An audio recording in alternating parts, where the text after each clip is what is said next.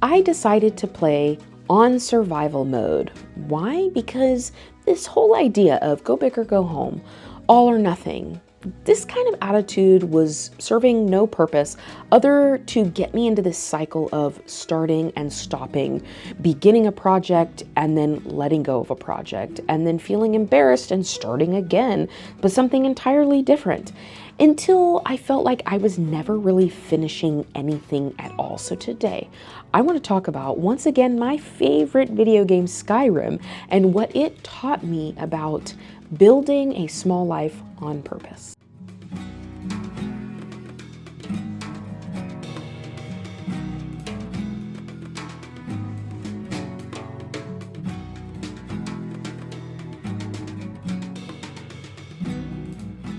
Hello friend and fellow adventurer, my name is Kayla. I am a multi-passionate creative, doing all the things and documenting my messy middle so you don't feel so alone in yours.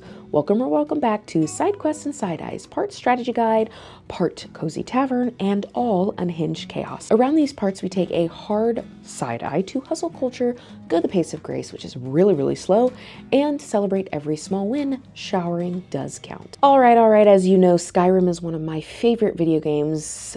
Might be my favorite video game, but I don't know. I've got a lot of them, but Skyrim is one of my favorite video games. And if you've been around here at all, you know that I talk about it a lot.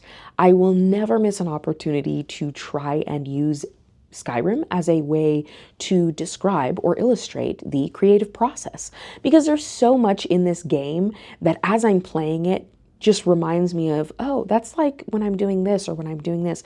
Plus, I like to add a little whimsy in my life, so sue me. A while ago, Bethesda released a survival mode option in Skyrim. And basically what this does is it takes your ability to fast travel away. You are required to eat in order to sustain your health. You have a bar that tells you whether or not it's too cold, not too hot, which I think is ironic. But Skyrim is very cold. There are very few areas that are actually just naturally warm climate. But if you get too cold, that affects your stamina. And if you don't sleep, that also affects your health and your stamina and your magic and all these different things. So survival mode really slows the gameplay down quite a bit. And I watched my husband play on survival mode, and it's really cool. It's fun. But he encouraged me. He's like, you should try survival mode. And I've been putting it off because, you know what? I love to fast travel. I decided, I think it was last week, I started a new profile. And not only am I not going to become a stealth archer, which I know. Every profile I've said, I'm not going to become a stealth archer. And I always end up as a stealth archer. I am going to actually just do magic, just the Magicka profile, or Magicka archetype. I've never done it before, and I'm going to play on survival mode. Let me tell you, it is different. It changes the whole entire way that you play. Now, all of a sudden, there is a priority to go to these towns and stay in a tavern, and now all of a sudden, you have to hunt a lot more, not just for me getting my archer points up, it's to actually get food and to scavenge and forage. You have to do all of these things in order to sustain you that in real life you would have to do as well. And not only that, but you have to stop and sleep. You can't log days of playtime in without stopping and resting. But here's the thing that's so interesting is by playing this way, it completely alters the way in which you approach the game. It completely alters the strategy in which you play. Because now I have all of these limitations that require me to slow down. The flip side of that, though, is there's a level of enjoyment. There are pieces of this game that I've played this game so much. I don't even know how many real life hours I have logged into this game since it first came out. But there are new things that I'm noticing and new strategies that I'm trying out simply because I changed my style of play. I've really started to think about how much this would benefit in real life and how I've already kind of been doing this without recognizing that I've been doing this. that I'm sort of playing on survival mode. Not survival mode in the sense of I'm barely hanging on. I don't know if I can do this. I mean, certainly we have seasons of that. I'm not saying that doesn't exist. But I decided a while ago that I was okay with a little life. What do I mean by a little life? I was thinking about that from that one trend in the reels where it's like, I think I like this little life. You know, this idea that, hey, maybe just having a simple, quiet life isn't such a bad thing. Maybe it's not such a bad thing. And certainly I still have really, really big dreams, really, really big goals. I want to travel the world, which I already have, but I would love to continue to travel the world. Now I want to take my baby girl everywhere. I have really, really big goals.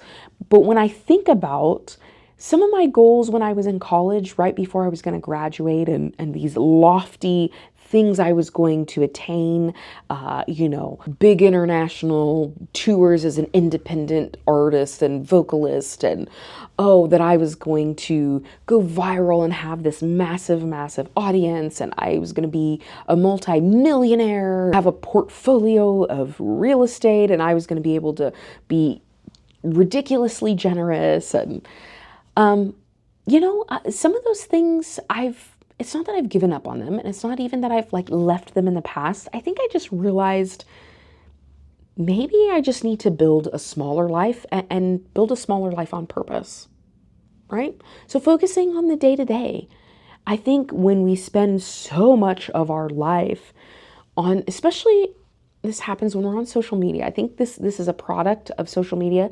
I think this existed before social media, but I think social media has definitely made it more intense, is when you're scrolling on social media, and especially now that it's kind of this pay to play model, all of these influencers are presenting to you this life that is, I think most of it is fake. I don't want to say all of it is fake because I don't know them. I don't see them on a day-to-day basis.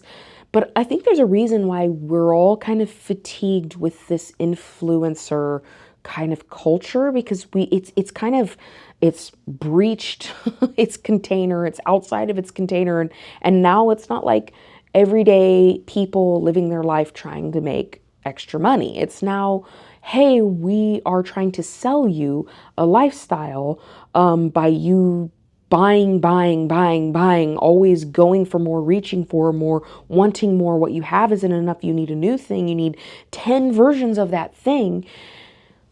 Yeah, that's exhausting. There came a point for me that this idea of constantly scaling, going for bigger, was just exhausting. And I was missing life that was right in front of me. And yeah, some of that life was very messy, very difficult, very traumatic. And yet there was a lot of good to be found there. And I think once I made that decision I think I just want to build a smaller life. Yes, I want to be financially independent from a traditional 9 to 5. That works for me. I do well in kind of a more freelance type of lifestyle. I would like to be a full-time artist. I would like to be financially secure enough to be able to travel on occasion, to not always have to check my bank account before filling up for gas without having to be concerned that gas has gone up in prices, to not have to sit and calculate how much is going into my grocery cart to make sure that I'm not blowing the budget for that week. I would love to have all of those things, and I don't think that is asking for too much, but I think I just started recognizing this whole idea of I want to be a multimillionaire and have this big, fantastic, bombastic life with all these crazy dreams. I started realizing I don't think that that's actually what I want. I don't think that that's actually what I want. And by shifting into, hey, I think I want to build a smaller life on purpose. Not by accident, not because I don't have the choice, not because I don't have money, and yeah, that's part of it. But what if I built a smaller life on purpose? What if instead of needing more, I kind of just looked around and saw what I already had and worked with what I already had? And in that way, it completely changed the strategy of my life. It completely changed how I interacted with the world around me, with my friendships, with my relationships. All of a sudden, it's not as fast paced anymore. Now, I can't just keep going. Now, rest is not a reward. Rest is a necessity. Now I recognize, hey, having goals and dreams is really, really important, but you know what's really great is having really, really minuscule milestones that are so small that you can kind of trip over them and know that, oh, hey, look, I'm still here. I'm still showing up. I'm still doing my best, and I'm going way slower than I thought I was going to, going slower than I would like to. However, I'm still...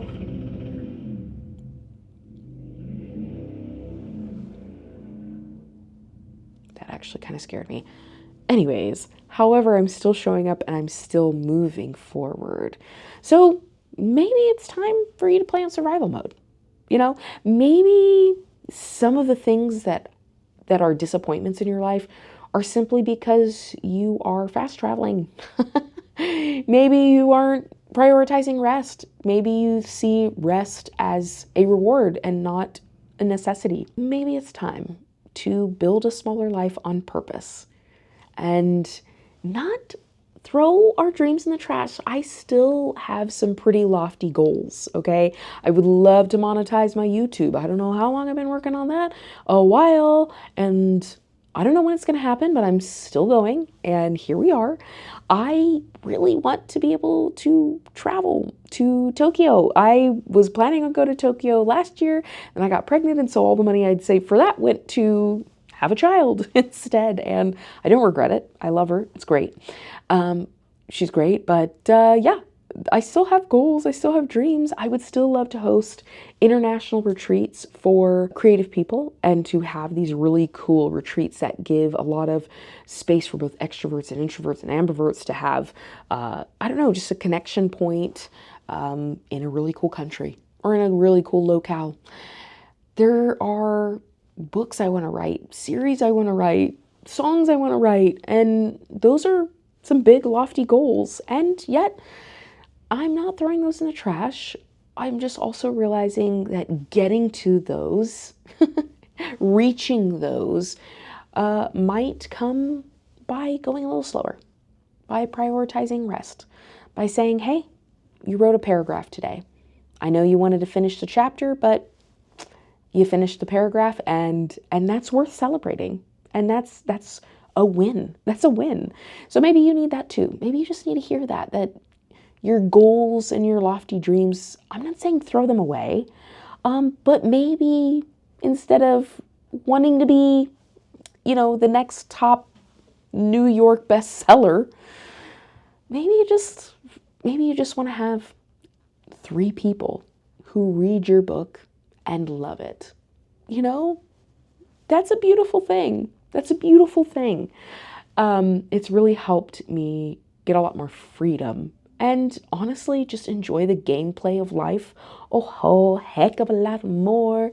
And we'll see how it goes in Skyrim. I've kind of thought about live streaming with me playing on survival mode, and I've also decided to do a full Magicka profile, not to become a stealth archer, which I always end up becoming a stealth archer by accident, but truly focusing on Magicka only.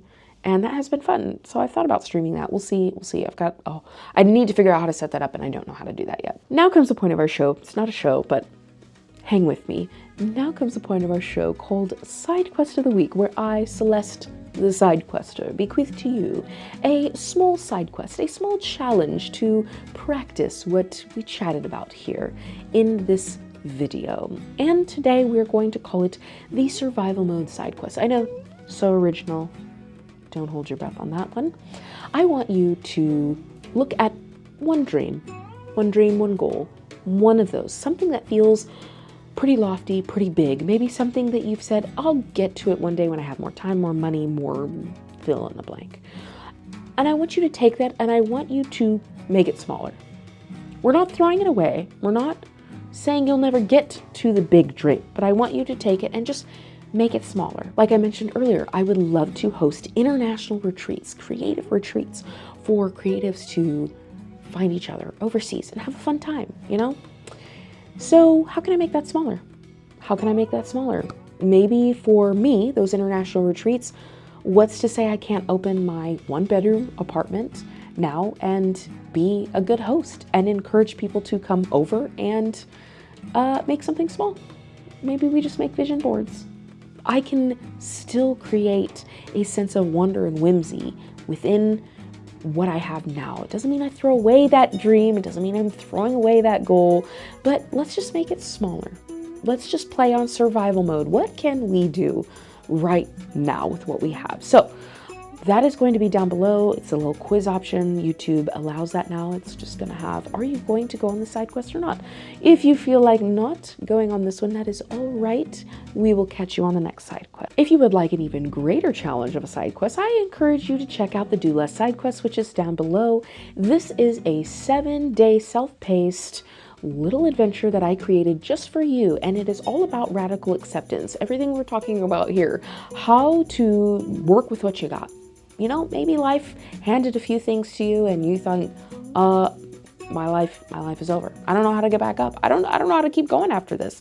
It's all about radically accepting what you have now and finding a way through the messy middle, because like I always say, the magic happens in the messy middle. So we're not going to give up. We're just going to unequip a few things that are no longer serving us and equip some new armor that is going to help us as we move forward within the new confines and limitations that we might find within our grasp. If you would like to gain XP for these 2 side quests and any other side quests I have bequeathed to you, and maybe turn them in for some really fun reward that I will come up with someday in the future, then head on over to my Patreon.